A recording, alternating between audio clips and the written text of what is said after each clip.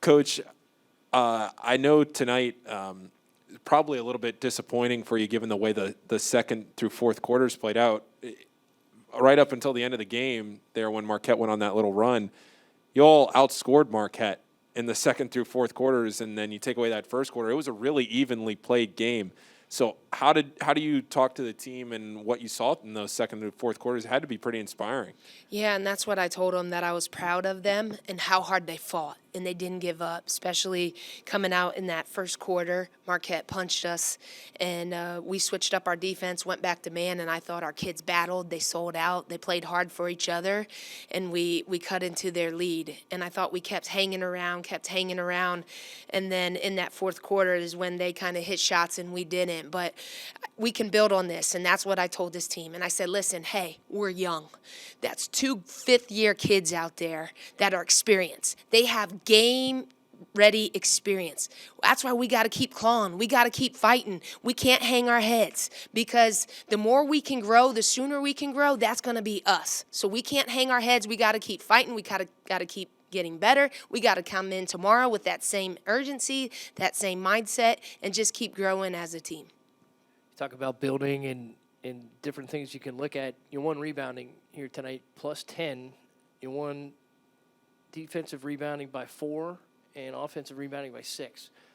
So that's got to feel good moving forward. Yeah, and that's one of the next things we talked about in the locker room, because that was a major focus for us, especially after that first time playing them, losing that rebounding by 20. And so our kids were ready. I was proud, and they only had 4 second chance points, so I was happy with that too.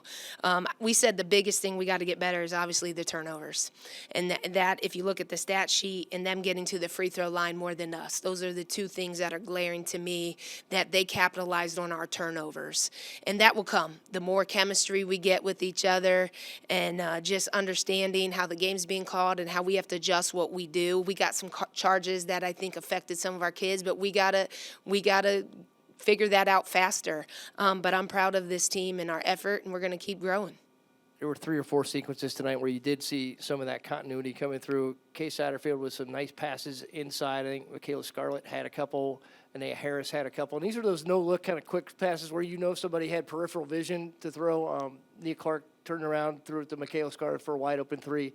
That's the kind of stuff I think you're looking for. Yeah, and we can build on that for sure. I think just getting ball movement, player movement, keep moving the ball, hard cuts open up then our shots on the perimeter. So we'll keep working on that as well. Ayanna Townsend had a really nice second half. She had 8 points in about 4 minutes there to start the second half in the third quarter. She finished with 10. I know foul trouble has been an issue with her a little bit. She fouled out tonight in that second half. But for somebody who has worked so hard on her shot to be able to score in spurts like that, it has to be a really good feeling for you to see that production out of her.